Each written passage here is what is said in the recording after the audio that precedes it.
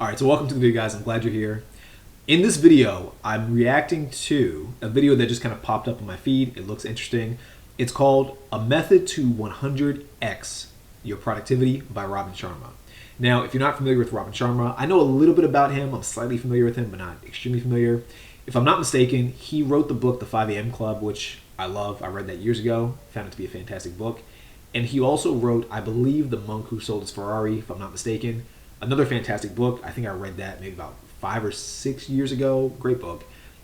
So I wanted to see what his strategy is to 100x your productivity. And I want to kind of critique it a little bit. See if it's good, see if it's bad, see if it's in between, and give my 2 cents as the top productivity trainer in Northern Virginia. Now, before I get into the video, if you're not familiar with me, my name is Lenny Richardson. I'm the founder of Productivity Accelerator. It's a company that helps young, busy professionals get more done in less time. I have written several books. I just wrote my first fiction book a few months ago.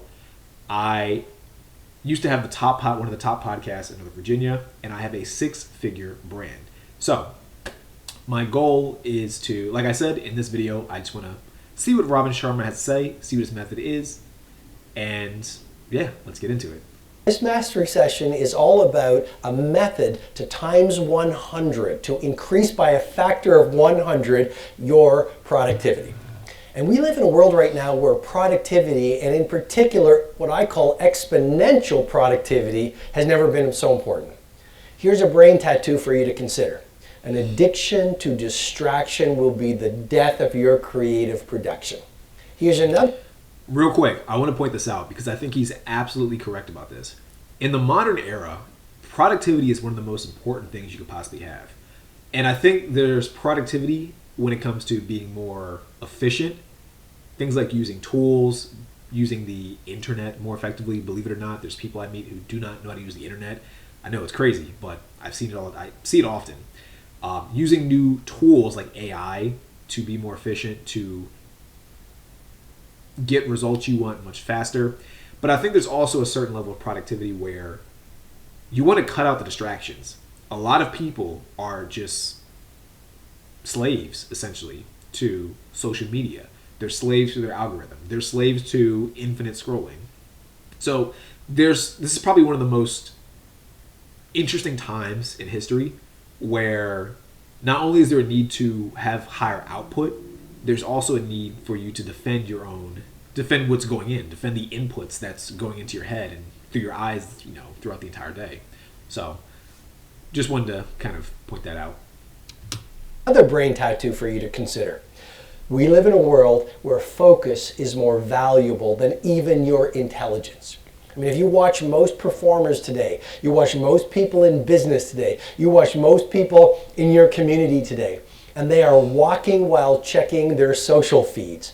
They are addicted to the entertainment of video games. They are spending the best hours of their days watching dancing cats on YouTube. I mean, it is incredible right now how consumed people are with their tiny white screens. And yet if you look at the A players, if you look at many of the most creative and productive people on the planet, they are doing and working in such vastly different ways. Because if you want to achieve the results only 5% achieve, you've got to think and produce and behave like only 5% of the people on the planet. And the best people on the planet in terms of creativity and productivity are not spending their finest hours addicted to distraction. They are doing work that matters. Yeah, in 2025, focus is literally like a superpower. If you're unable to focus effectively, if you're unable to work on something consistently enough without allowing distractions to set in, you're going to lose. It's that simple. So if that's you and you're someone who cannot focus right now, fix that immediately. They're not doing fake work, they're doing real work. And so in this mastery session, I want to walk you through a number of protocols that will really help you multiply your productivity in the finest of ways. And I'm going to get right into the first one, which is the 90-90-1 rule. Now, I've become pretty well known for this. I've taught it to a lot of people who attend my annual event, the Titan Summit. And they have used this one tool alone to create vast amounts of productivity that have scaled their businesses, scaled their impact on the world, and created world-class lifestyles. So I really invite you to pay even more attention to the 99-1 rule. And what's that all about? It's pretty simple, like any great rule. For the next 90 days, spend the first 90 minutes of your workday on your single most important opportunity to move the needle in your industry. This is what I teach every single client that I have. And I agree with this. I've never heard of that specific rule, 90-90-1, but the core concept that I teach is the exact same. You want to schedule at least the one most important activity that'll move the needle forward. So you have to sit there and literally identify, first of all, what's the most important thing I can do? And if you do nothing else every single day, just do that one thing. That's all. You can have whatever distractions you want after that. You can scroll as much as you want after that. But as long as you're doing the one thing that matters the most every single day, you are guaranteed to find success in whatever it is you want to do. So 100% agree with this rule so far. And I'll repeat that again with great respect because it's so important, I believe, to your productivity. The 90-90-1 rule is simply for the next 90 days, spend the first 90 minutes of your workday on your single most game-changing opportunity. Because what happens? A lot of us get to work and we spend our best hours on our least important activities. We get to work and we start checking our social feed. We get to work and we check our text. We get to work and we chit-chat at the water cooler about the latest TV show that we watched last night. And research has shown that the morning hours are when you have the most focus, when you have the most energy, and when you have the most willpower. And so you want to use that first 90. A few years ago, back in 2020, just kind of bouncing off of this, what he's saying right now. In 2020, one of my big goals was to write a book. And I wanted to write a full nonfiction book that was about, my goal was to shoot for about 250 pages.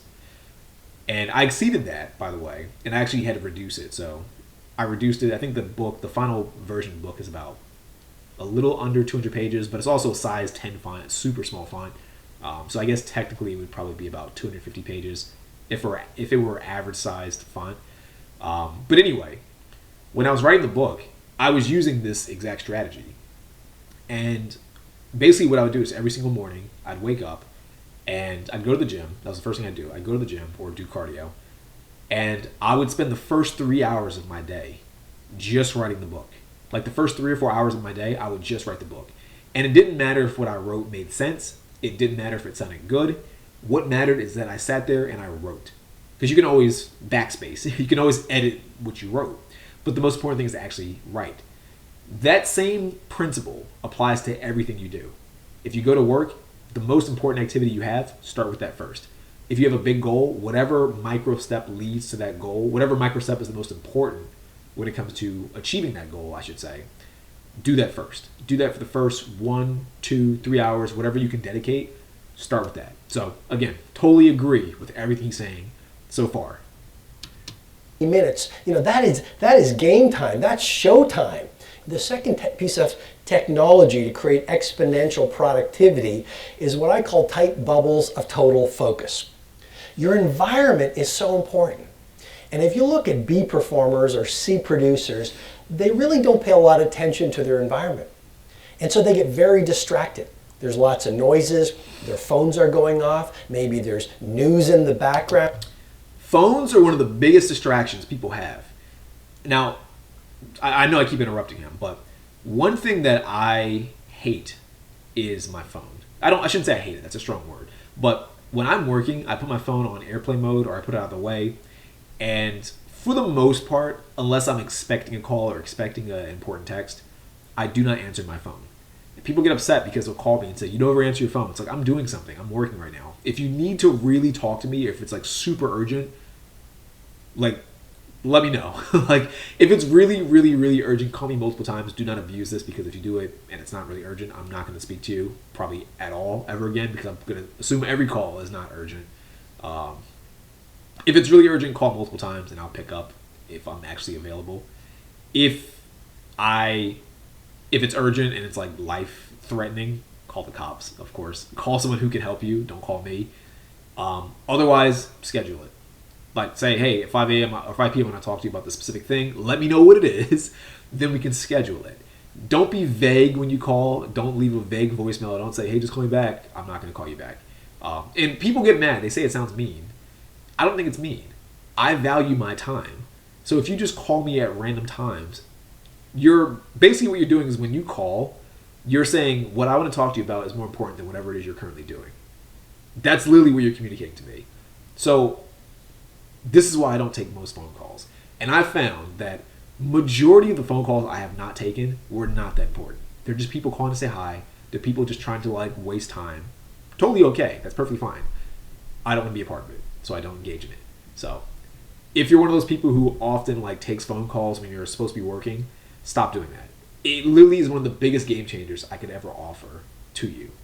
Trust me. Maybe there's messy environments all around them. Maybe there's toxic people. What I'm suggesting to you as the second piece of technology to really 100 times your productivity is this. Install environments of tight bubbles of total focus. The way I run my work life on certain days, a lot of people, and it's not judging them, it's just observing them. Every time their phone rings, they check it. And it's not judging them, it's just observing them. Every time their phone rings, they check it. Or they have, these loud notifications. So they're constantly being distracted. And we know what the research says. The research says we spend 2.1 hours a day in distraction. Choose your peer group really, really well. There's a lot of excellent science coming out and a lot of excellent research coming out that says the number one way to improve your behavior is to surround yourself with a peer group or social circle of people who are also playing at the level you want to be playing at.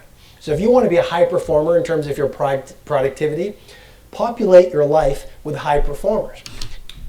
This is a fantastic lesson. And I think the problem that, I'll put it this way, a lot of people are going to misinterpret what this lesson means. Some people think that being on your level just refers to income or money or maybe certain hobbies or certain interests. I don't think that's exactly what that means.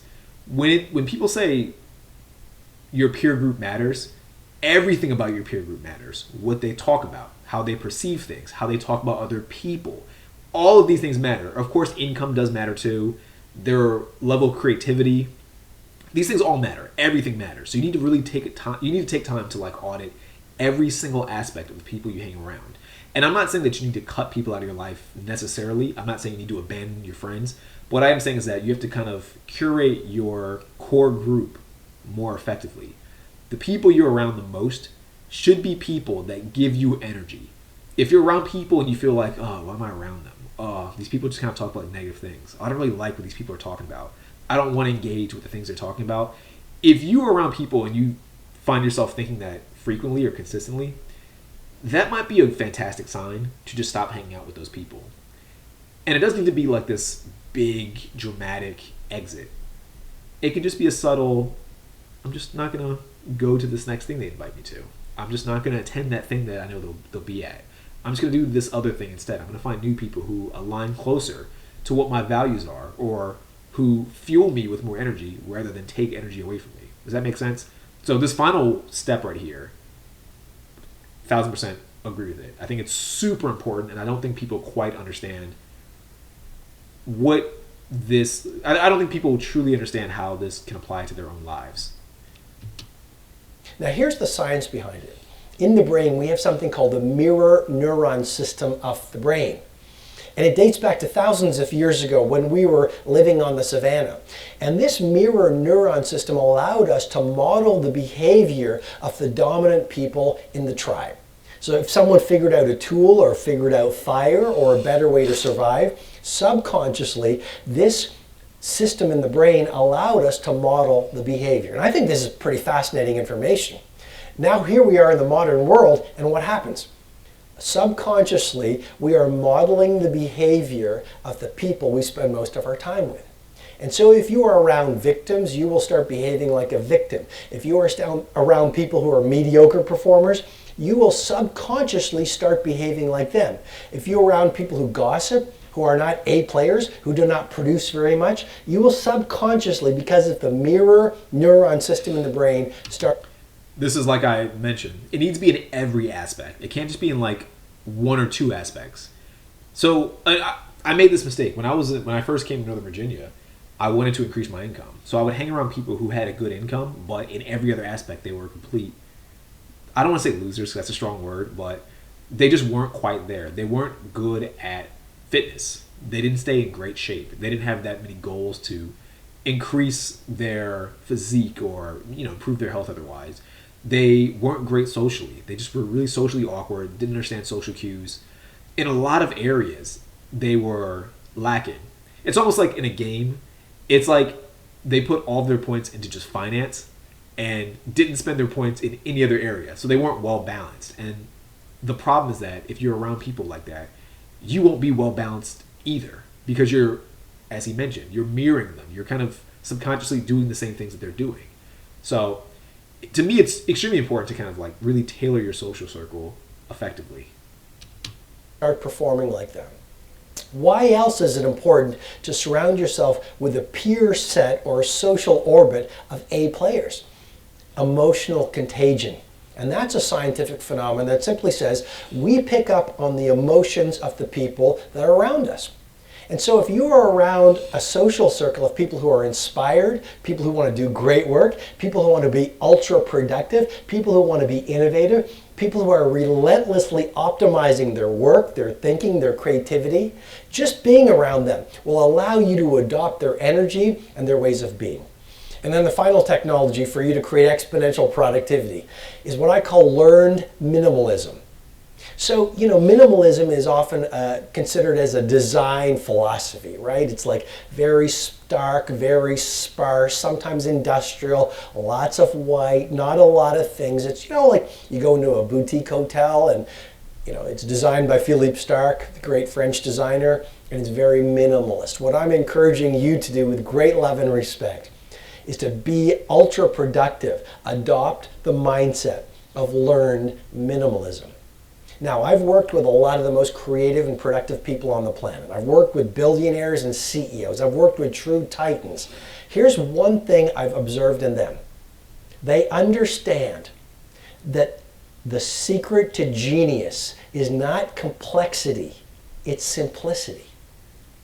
If you look at a Picasso of any industry. So, I love this because I've said this a lot myself. Everyone overcomplicates everything, and I do not understand the reason why. I've seen people who are trying to get work done, and they have like 1,000 different like spreadsheets and all these different like strategies. It's like, dude, just do the simplest thing. It's like Occam's razor. The simplest thing, to me, it's just the simpler you can make it, the more likely you are to do it consistently. And consistency is what drives success in the grand scheme of things. People make things overly complex, and then when it's so complex, it's difficult to actually get it done. It's difficult to even remember what you need to do, let alone like actually do it. So I completely agree. Make things more simple. Make your routine simple. This is a big one. Because I did a boot camp a few months ago, and we were talking about routines. And I think one of the people in the boot camp was talking about his morning routine. And I've gotten this from clients, by the way. I've gotten this from like tons of my clients.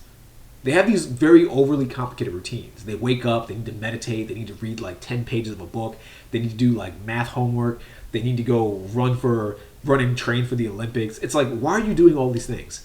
Just wake up, maybe go to the gym, maybe drink a cup of coffee, go to a secluded space, whether that's in your house, your office, Starbucks, a library, wherever it needs to be, and get to work. That's it. That's the morning routine. That's all you need to do. But people overcomplicate it. Why? Don't overcomplicate it. Just keep it as simple as possible. Because the simpler it is, the more likely you're able to do it consistently. So, totally agree with this. If you look at a great artist, they didn't fill their work days and their personal lives with a lot of things. they filled them with a few things. I guess what I'm suggesting to you is one of the secrets to iconic productivity is be monomaniacally focused at being world class at just a few things. And if you look at any great artist, any great entrepreneur, any great business builder, any great author, any great humanitarian, they were monomaniacally focused on one thing. They were minimalists. And so what I want to leave you with is this. Maybe this year, rather than having 50 projects that you want to achieve at the highest level, maybe pick 3. This year, rather than having 1,000 Facebook friends, maybe go deep and develop 3 really great relationships. This year, or maybe the next few months, rather than trying to read 20 audiobooks, 50 ebooks, go to 5 courses, why not focus on 1 course and 1 audiobook? And why not study 1 great autobiography? Maybe it's Isaacson's autobiography of Steve Jobs. Maybe it's Nelson Mandela's autobiography. I'm going through the autobiography of Martin Luther King Jr. right now, which actually wasn't written by him, but it's called the autobiography of Martin Luther King Jr. I am encouraging you to really adopt this thinking protocol of becoming a minimalist. Even your home, fill it with just a few things, right? Even your work life, just a few projects.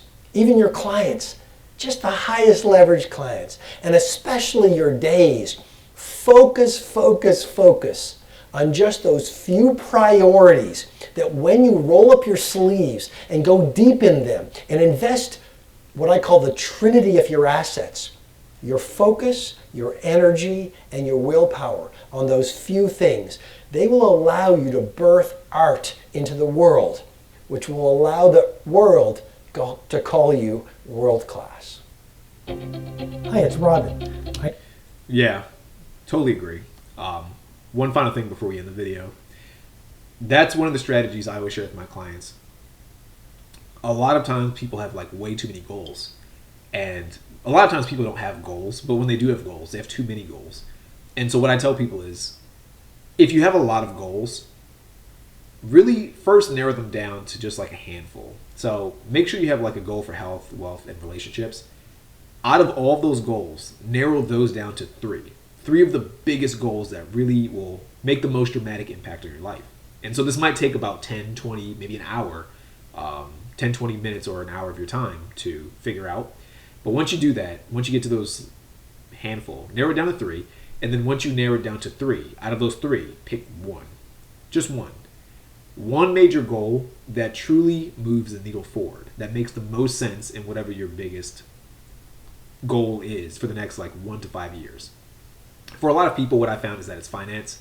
For a lot of people, if they have more money, they're able to do more with their time, which is fantastic. The other thing is, for a lot of people, if they are able to free up time, so maybe work their main job less, that also helps them more. It doesn't have to be financial. This is super subjective to you, but I found those are kind of like the main things. But whatever it is, find that one thing and just go hard on it for as long as possible, for a year, 2 years, 3 years, 5 years. Like really commit to that one thing until you hit that goal, or until the goal no longer serves you. Do that, and you will be a beast in whatever it is you want to do. Like you'll absolutely dominate in life. I found that a lot of people, what they do is they're not consistent because they don't have anything specific.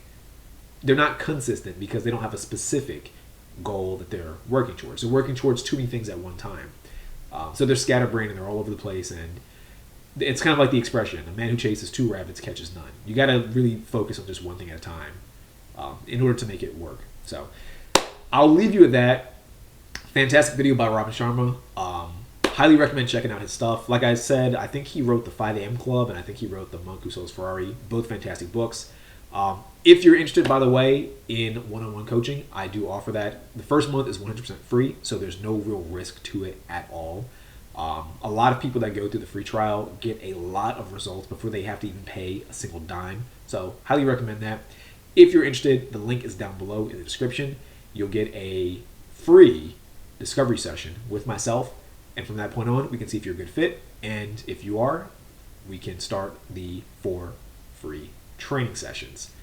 So hope you enjoyed this video. Let me know what you think about it in the comments below. And I hope to see you in the next one. Peace out. Take care. Bye.